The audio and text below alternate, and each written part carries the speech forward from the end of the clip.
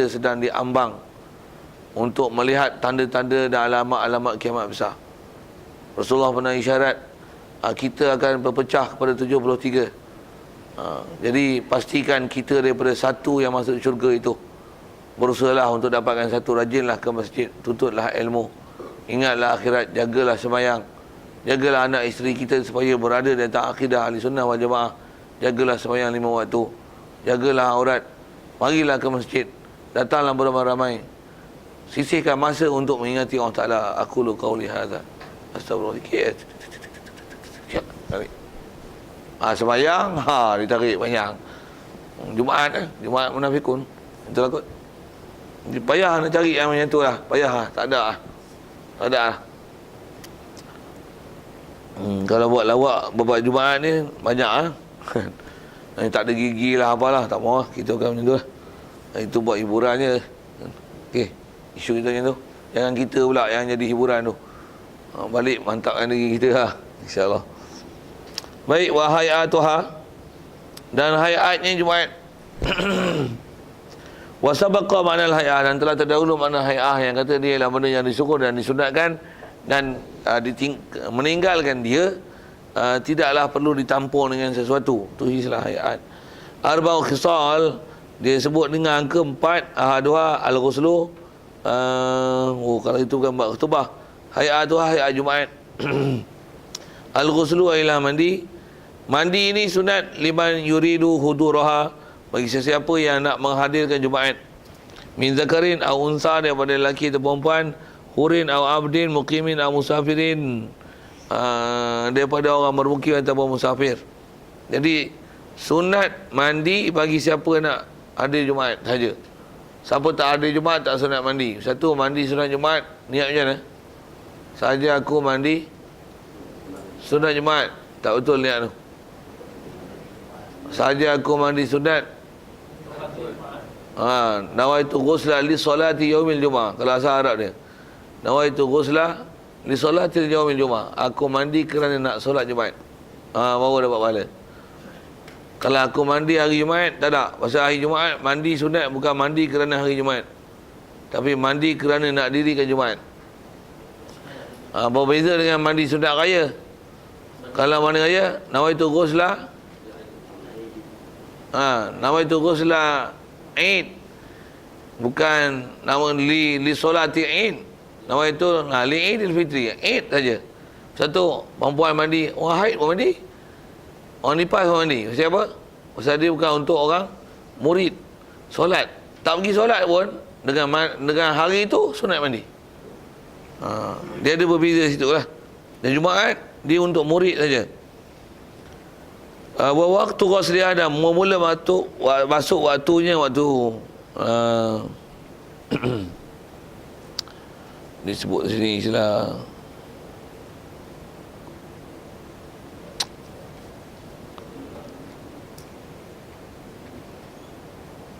dia guna domain muannas.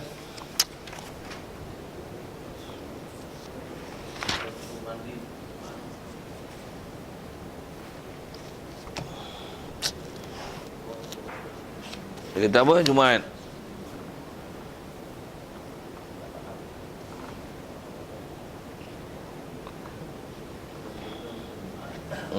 Boleh tak ada mudhar. Wa waqtu dia. Wa waqtu ghusli Jumaah, ghusli yaumil Jumaah, bermula min fajr sani. Fajr sani ialah fajar shadiq. Terbit fajar. Wa taqribu min dhahabi afdal, dan waktu hampir ghusli min dhahabihi, daripada nak waktu perginya seseorang ke Jumaat adalah afdalu. Jadi maksudnya nak pergi baru mandi, itu adalah afdal mandi itu. Tapi kalau lepas subuh, masuk subuh mandi, lepas tu pergi sampai subuh, lepas tu tak balik-balik dah, mandi Jumaat sekali lah tu. Dan sebab ulama dulu tuan-tuan memang hak tu amalan ni mah. Kalau saya duduk ngaji dulu, kita kitab antaranya kitab Duratul Nasihin, dia ada sebut tentang amalan-amalan dulu tentang masalah Jumaat. Dan memang tafsir itu pun tafsir tentang ayat Jumaat itulah idza nudiya lis salati yaumil jumaah fasau ila zikrillah. Dia ada sebut beberapa syarah ulama tentang masalah pergi Jumaat dan sebagainya. Kata dia bid'ah yang paling awal yang berlaku pada umat Nabi SAW adalah melewat-lewatkan pergi sembahyang Jumaat. Dia ceritalah umat dulu memang kalau pagi subuh tu kadang mandi rangkum sekali, wajib dan sunat. Lepas tu pergi sembahyang subuh, lepas tu tak balik-balik lah. Mereka nak pergi sembahyang Jumaat dengan bawa lampu. Bawa lampu apa? Subuh tu pergi sembahyang Jumaat lah. Tak balik lah lepas tu. Buat apa? Dengan zikir, dengan baca Quran, surah Kahfi. Apa sampai Jumaat. Pasal nak apa? Nak dapat fadilat waktu Jumaat yang pertama. Apa dia? Dapat unta tu. Macam mana waktu pertama ni? Habis subuh tak turun lah. Tu ialah waktu ula. Kita pukul 12 hari pun dengan bangganya aku paling awal ni. Pukul 12. Pukul 12 tu tahu dapat apa? Telur lah. Pukul 12 dapat telur lah. Dia bagi 7 lepas subuh ke Jumaat. Pukul berapa? Bagi 7. Bagi 7. Anak unta lah tu. Unta tu lembu, kibas, kambing, ayam, uspur, telur. Tu telur lah sekali. Allah. Itu telur. Ni azan pun mari. Tu tak ada telur apa. Kulit telur. Sikit pasal tu lawak tu kata. Yang tu dia lawak je lah. Bapak taik. Tu pun best kat tu. Tak main bapak taik terus. Baik. Wa taqribuhu min al-zahab afdal lah. Fa'in ajaza. Dah faham pada mandi tu, kita bicara bab mandi dulu. Mandi siapa? Pasal dia ada nak berjemaah itu. Fa'in ajaza an ghusliha tayammama bi niyatil ghusli laha. Baik, kalau dia lemah daripada mandi, keadaan dia memang naklah dia bertayamum dengan niat mandi. Saja aku bertayamum bukan istibahati solat, niat mandi ya. Nama itu tayammuma bukan istibahati solat, nama itu tayammuma badalan anil ghusli. Nama itu tayammuma badalan anil ghusli lillahi ta'ala. Okey, siap. Selalu kita nama itu tayammuma istibahati solat. Ni nama itu tayammuma badalan anil ghusli. Wasani tadhiful jasad. Yang kedua adalah membersihkan jasad bi izalati rih al-karihah, bau-bau yang dibenci, yang tak disuka. Wa minhu ka sinan, seperti terjemah itu murtik. Sinan bau ketiak, busuk ketiak kan. Jadi kap tu tamsil bagi rih karihah. Fa yata'ata ma yuziluhu min murtikin wa nawi. Maka fa yata'ata, hendaklah dia mengambil fa ya'khudhu ma yuziluhu, apa yang boleh menghilangkan kadar kausidan, min antara sebahagian daripadanya, min murtikin wa nawi, daripada murtik dan umpamanya. Saya tak perhati murtik ni apa?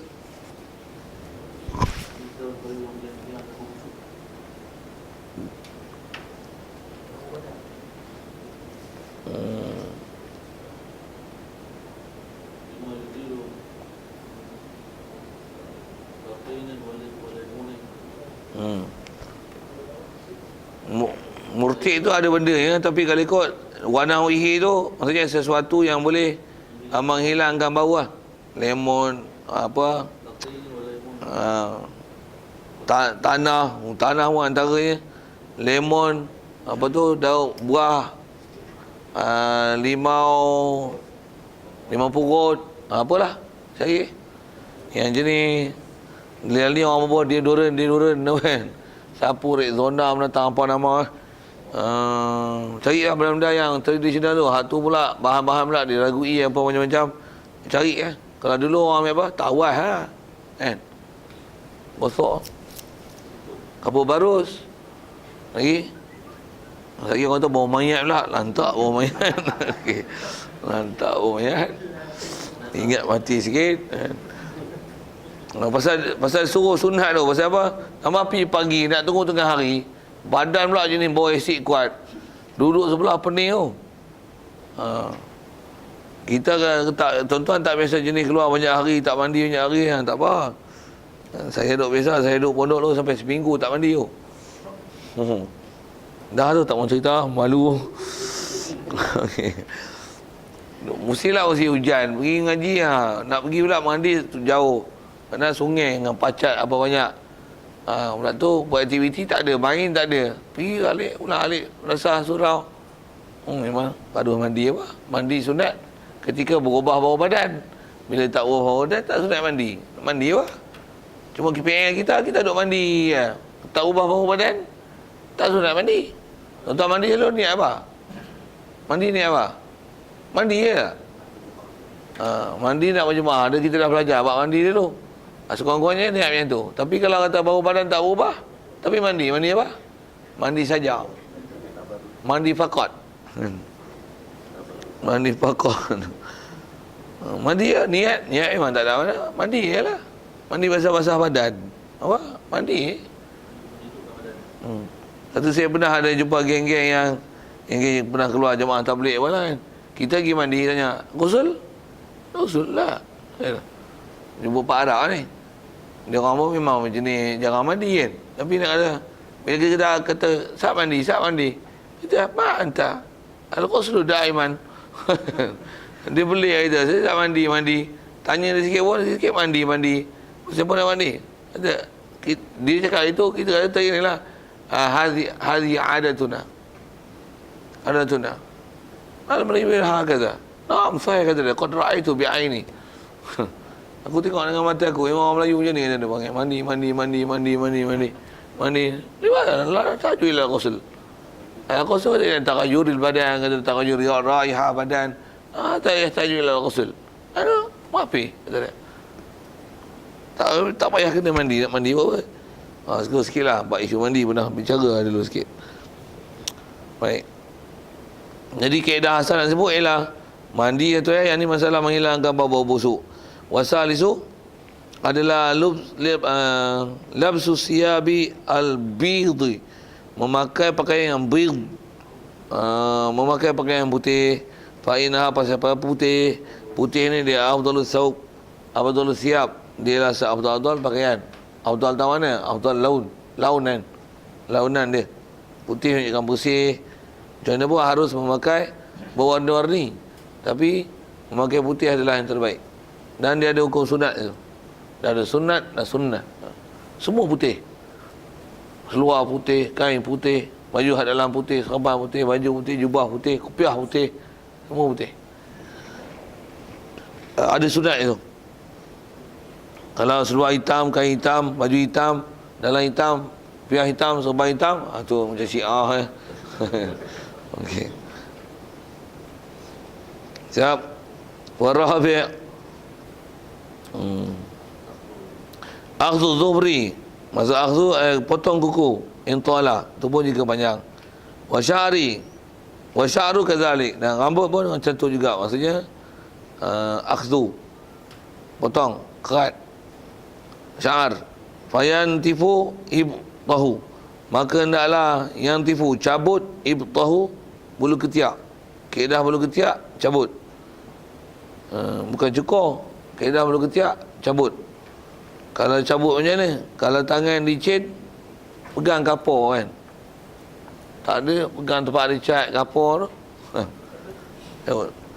Tak, memang orang tua dulu nak cabut uban kapur lah. Tapi dia pun cabut uban dulu, panggil orang dulu-dulu. Kalau ke uban tak sunat cabut.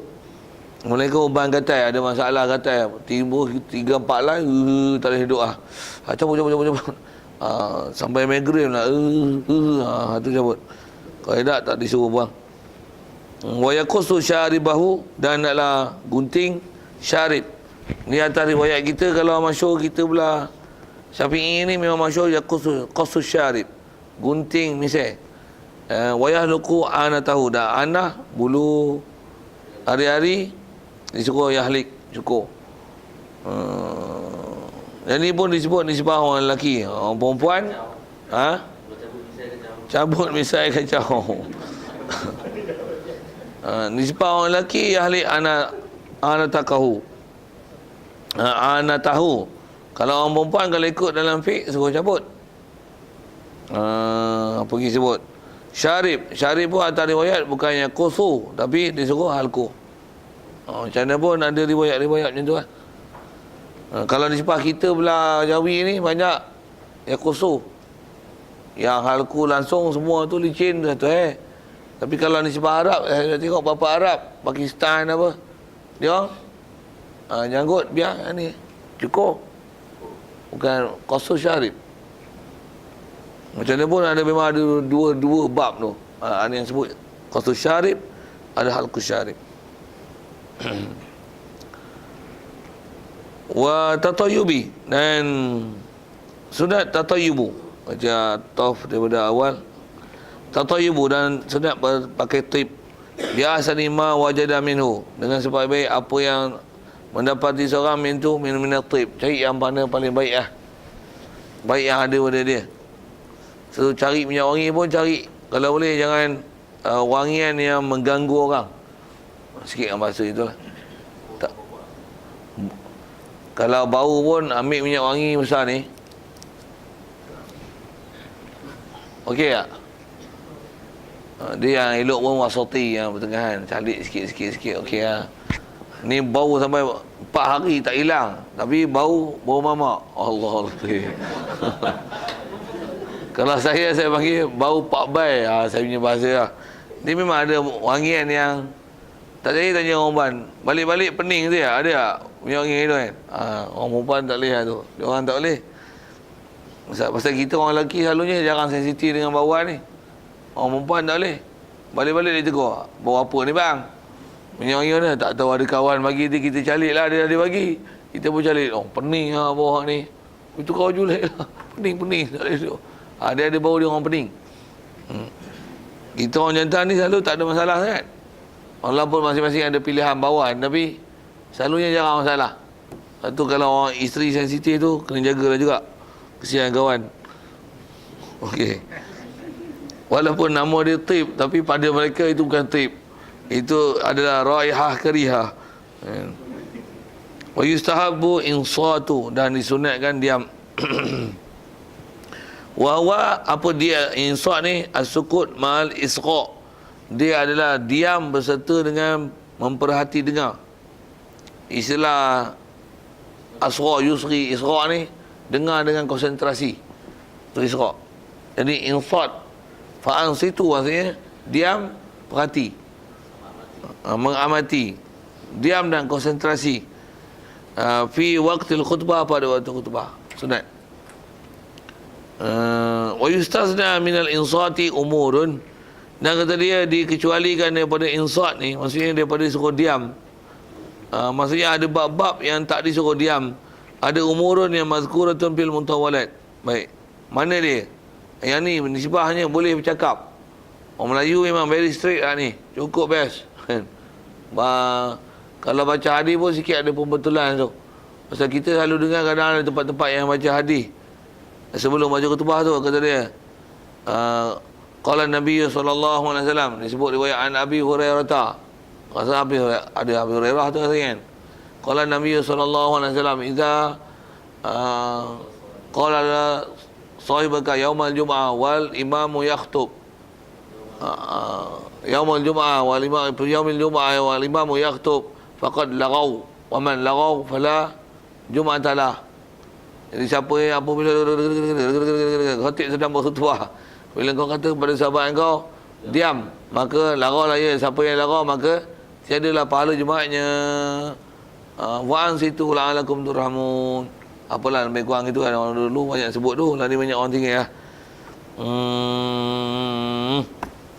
Nak sebut tang belakang tu, cuma nak kata larau tu yang sebut dalam hadis tu, larau apa? Selalu kita dipahamkan larau tu larau Jumaat, bukan larau Jumaat. Dia bukan larau Jumaat, larau perkataan ansitu tu, ansit tu. Kan kita dicakap, kita diam. Suruh diam ni, kalau waktu yang sepatutnya memang suruh diam, kita suruh orang diam, dapat pahala tak? Dapatlah. Pasal termasuk amar ma'ruf nahi mungkar. Jadi kalau dia bercakap masa khutbah, kita kata jangan bercakap, sepatutnya untuk hukum nahi mungkar tu. Betul? Dapat pahala tak sepatutnya? Sepatutnya dapat. Tapi pada Jumaat tak dapat. Itu jadi apa ayat tu? Lara. Apa yang lara? Nasihat tu lara.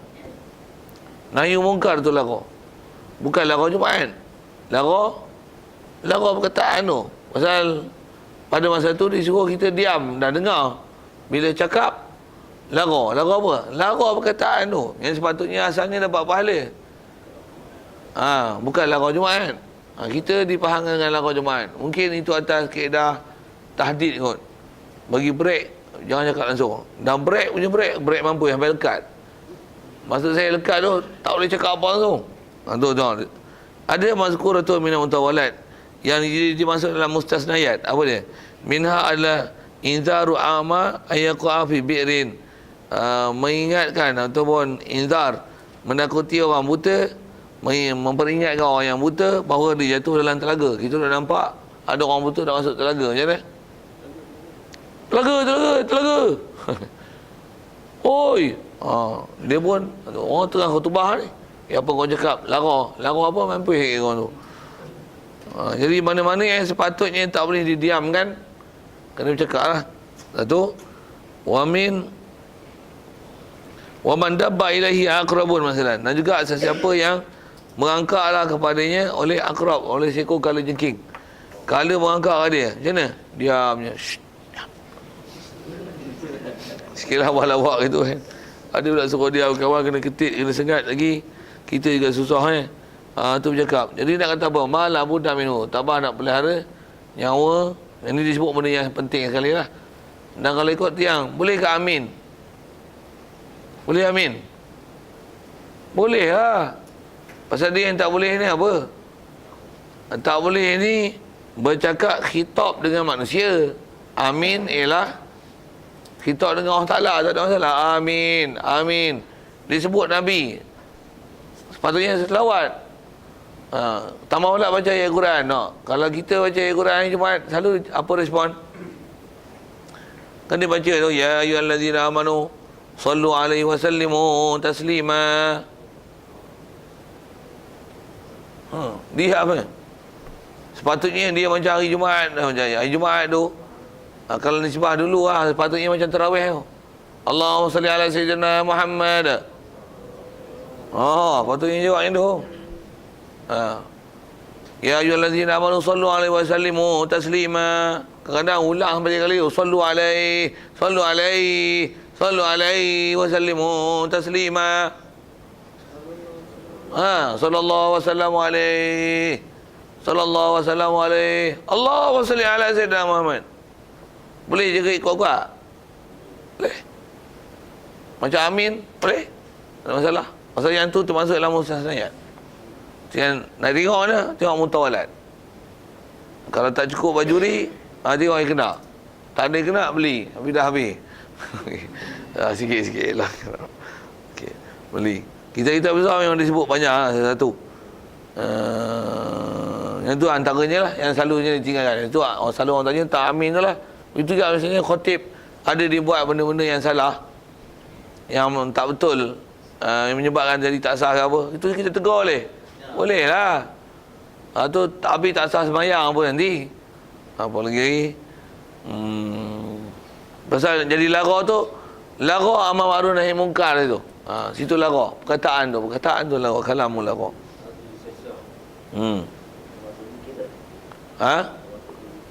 Zikir masa khutbah tu tak disuruh. Bukan orang. Teman saya dulu ada geng-geng budak-budak yang ikut ambil tarikat ni, memang ngaji pondok. Masa khutbah tu zikir. Imam baca alhamdulillah aja dia pun. La ilaha illallah, la ilaha illallah, la ilaha illallah. Ada bukan sekok dua. 3-4 orang. Bang ngaji kena smeh Yang kalau geng-geng baru lah kena. Pasal ada bawaan macam-macam ni. Cuma lah ni yang lama tak nampak isu-isu macam tu. Saya kot lambat ni orang ramai tak ramai dah kat tu. Dulu ada geng-geng tu memang pegang. Masa ketubah je pun. Masa lain tak ada zikir tu pun. Kok dia selalunya ada pahaman-pahaman yang tak betul dia ajar kat dia tu. Selalunya macam tu. Itu kira bukan amalan saya saja tu. Biasanya ada ajaran. Wa man dakhala masjidah. Habis kalau ikut tu. Cuma sikit kalau tambah ni antara pasal bab khotib ni, kalau kita belajar bab kitab fiqh besar-besar, dia ada bab yang kena jaga adab. Khususnya khotib pasal dia atas nasihat. Antaranya makruh disebut kita memalingkan muka dan badan ke kiri kanan sebab tu sedang berkhutbah. Maka berdiri dengan beradab, pegang tongkat supaya tangan kita tak merewang-rewang. Tak. Pasal khutbah khotib yang baca khutbah bukan macam ceramah. Satu disuruh pegang tongkat, kalau tak ada tongkat disuruh pegang tangan kanan pegang tiang mimbar. Kalau ada tongkat pegang tangan kiri. Kalau tak ada tongkat pegang tangan kanan pegang mimbar. Saya pernah buat benda tu, saya ingat masalah. Pasal nak pegang tongkat tengok tak cicak ada. Pengalaman yang pernah pegang tongkat tak cicak ada.